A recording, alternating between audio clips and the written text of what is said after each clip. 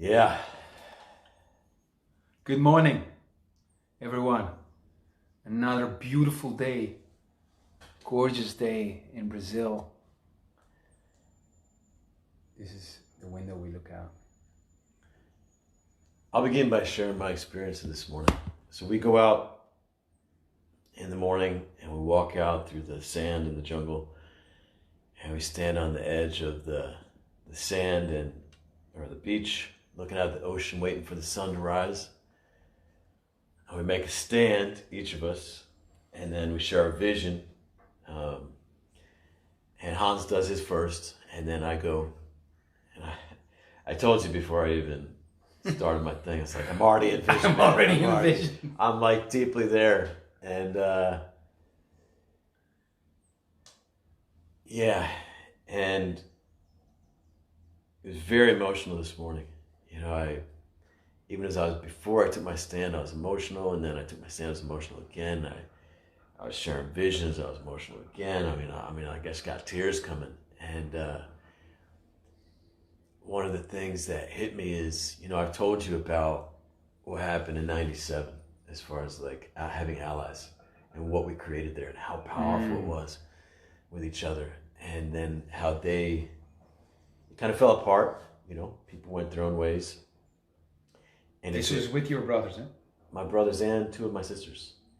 And it was as if in the years to come, they forgot it all. You know, it's like a relationship. Like you have this profound relationship with someone. And then you part ways, and you start to view them differently, and your experience differently, and you make up this different story about them. And it seems like the way that you saw them originally was wrong, and it wasn't real. And you start to discount what you experienced and who they are, and you just only see like one side of them. It's very common, and I mean, that's what we do as humans. And I took it on myself to hold on to that vision, you know, that I knew was true. And it's funny because I can relate this back to the Mormon religion, you know, because that's the thing. It's like, you know what the truth is, you know the church is true, you know this about God and so on, and that these are your brothers and sisters out here, and that you're gonna go help them to find the path and to make it home to. It's so funny that I'm just making this connection right now, but it was very kind of similar feeling that what we experienced was real and it was powerful, and we came together as allies, like closer than ever before. And so when you speak about the truth, it means it felt very real and it was powerful. I'm talking about in the presence of them in the few years after this experience of '97. Yes.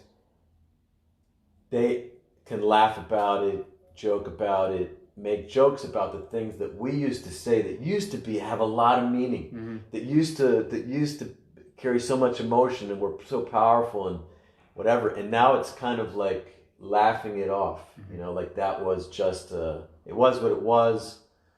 But, you know, I don't know, maybe we were younger and maybe that was just whatever of youth or, you know, whatever was going on in their head. But I held on to this remembering of who I was, who we are, what we experienced, what had worked, like all of this. And you know, like I'm going to bring this to the world, and I'm going to bring this back to them as well. And they're going to remember, and they're going to awaken to it, and they're going to see how powerful it is. And so that holding to that was often alone. It was often in the face of no agreement, no one else remembering. And you know, when I stand in front of the I stands and I do this, I'm the one who, like, people can be so right about their perspective.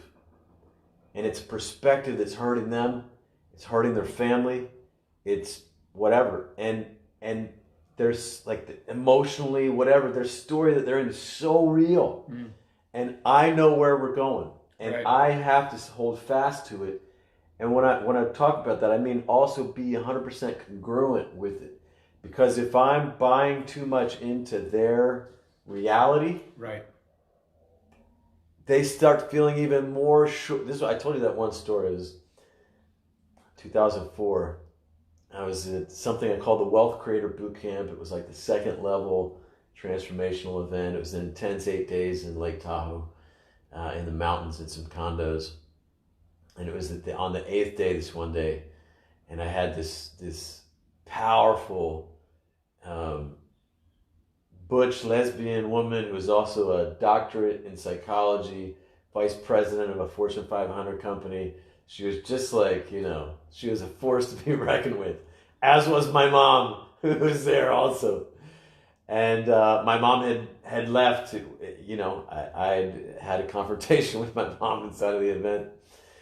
And my mom had like quit, and this woman had really bonded with my mom, and she was like taking it to me, And it's in this event, and it's the morning of the 8th day when I'm supposed to bring it all home, bring it to glory, cross the finish line.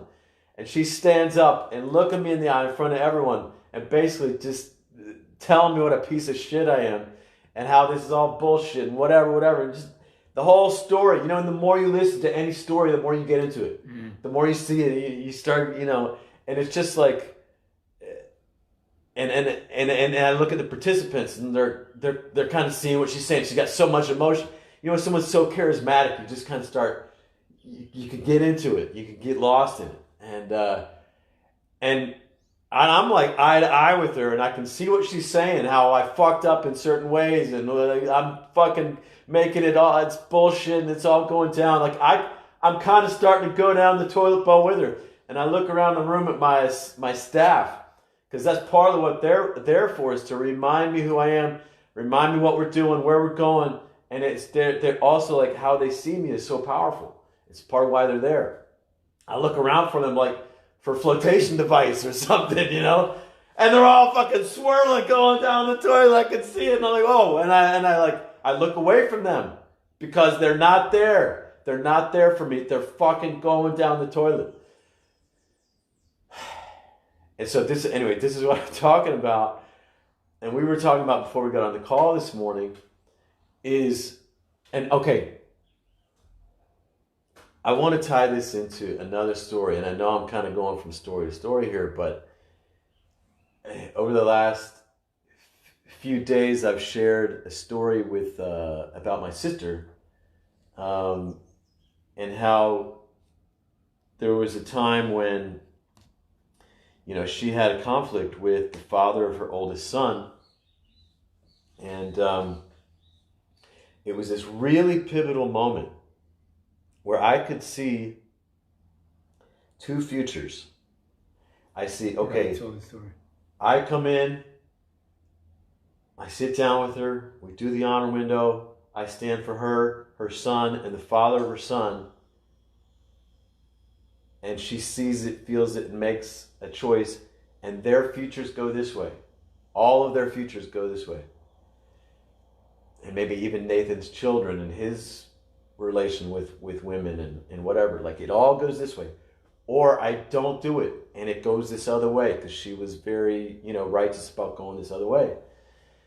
And it's one of those moments. And so, and it's going into a dangerous zone, not only because it's not going to work if I buy too much into her reality. And if I don't buy into her reality, I could be seen as not empathetic. This is like, right, in a situation like this. Don't worry about it. In a situation like this, the other person wants support. Mm-hmm. They want you to be their ally in the sense that you're on their team. That guy's an asshole. Right. Fuck that guy.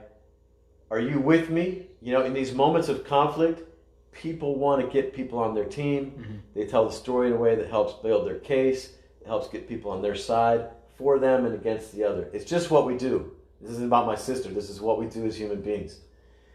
And so in this moment, and she's all emotional, and she would like my support in that way. And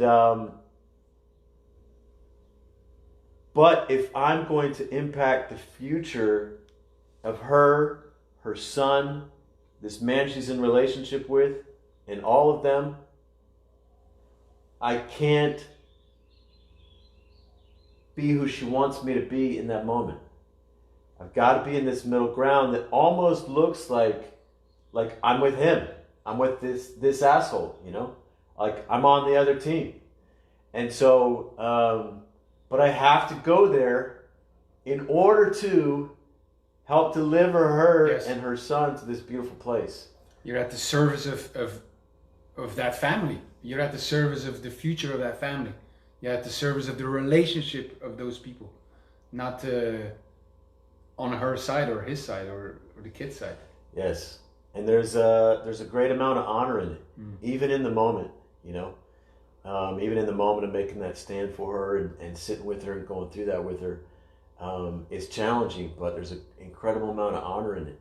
And now years later, her son, who was like 1 year old at the time, has a great relationship with his father, who lives in another country, and with his extended family over there. And it's invaluable to him, you know, because as much as his stepfather has been a great dad, there's something about a biological father and having that connection, kind of knowing who you are. Like, I'm different than the other kids and whatever, where do I come from and who am I? And just to have that link is powerful.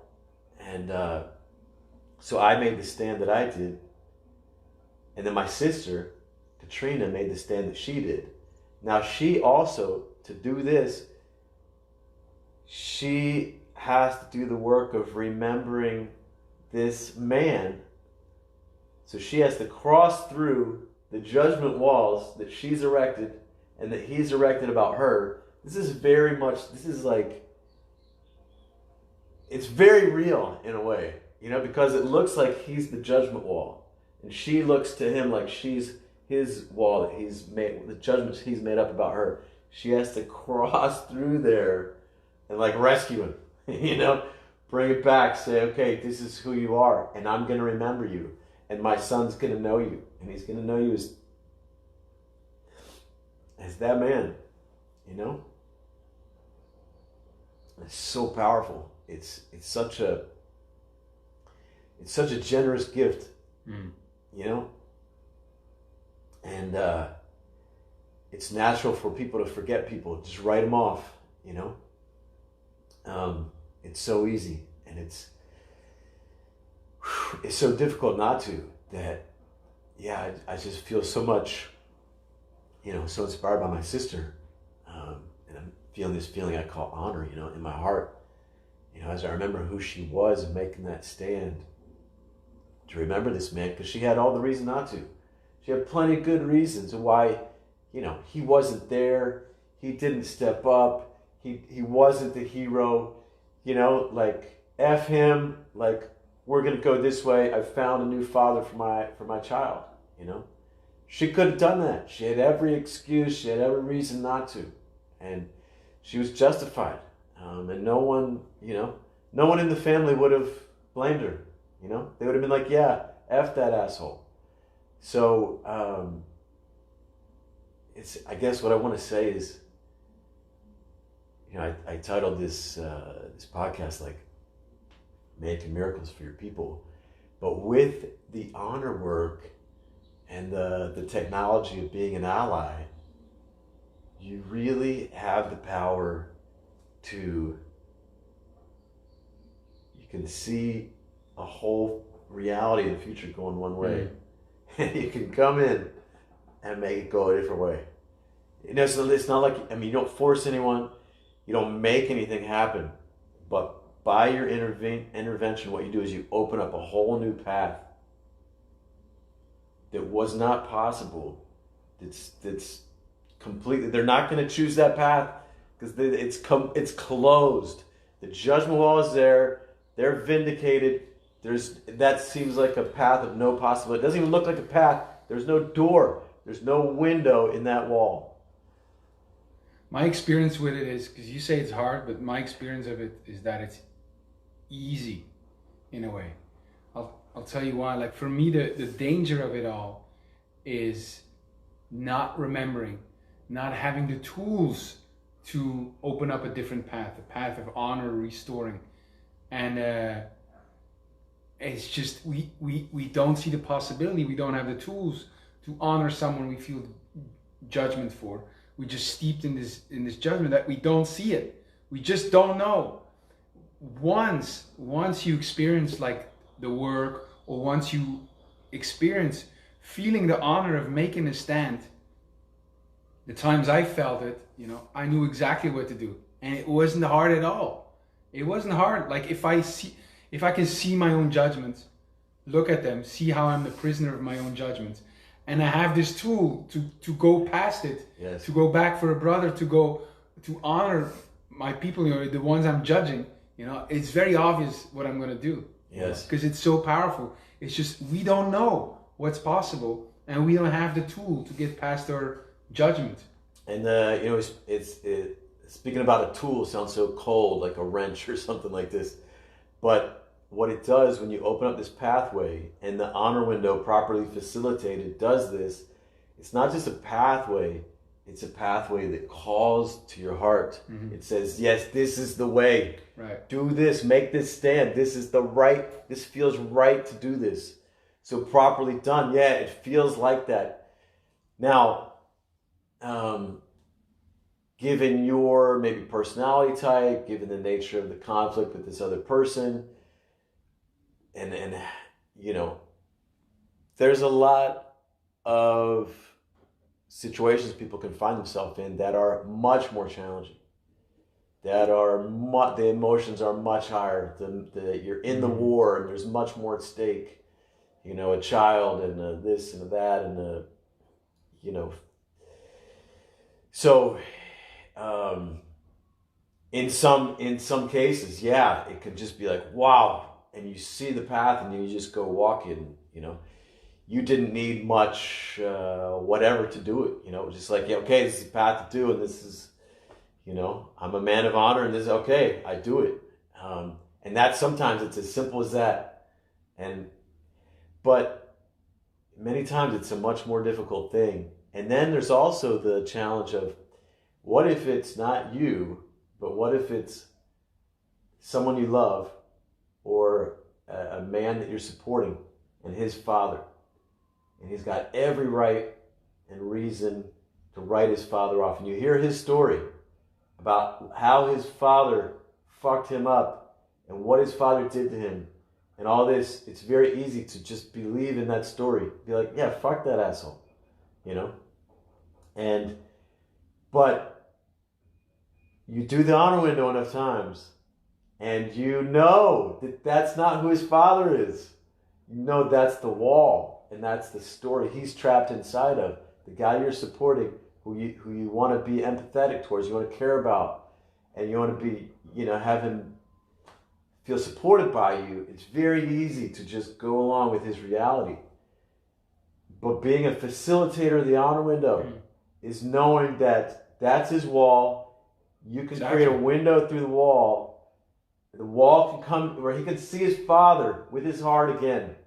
And he can bring down the wall. You can create reunion with the father. The father's world can be transformed. The son's world can be transformed. A whole new future opens for them. And it really is, in a very real sense, making miracles happen. That's the way I see it.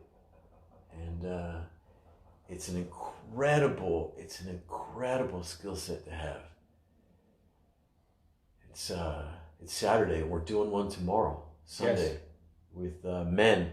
If you want to participate, you want to get started on an honor window and get a taste of what it's like, message me, post in the comments, and we'll invite you.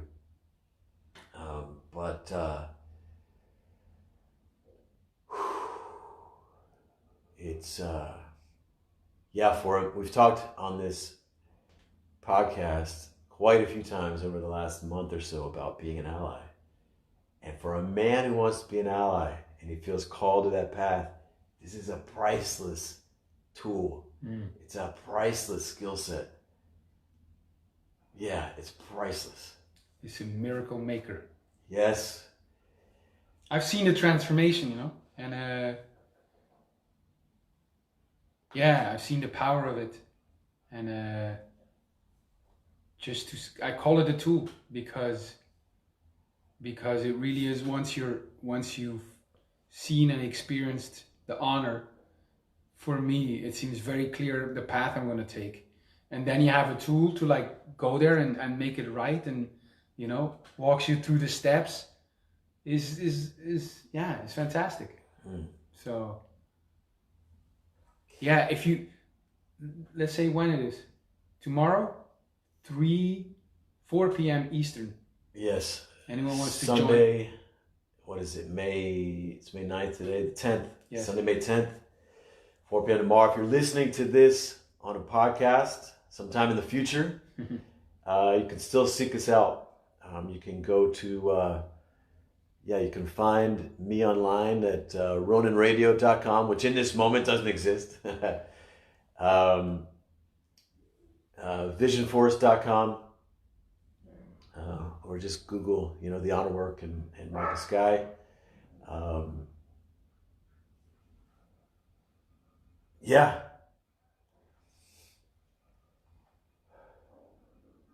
Are we done? See you tomorrow.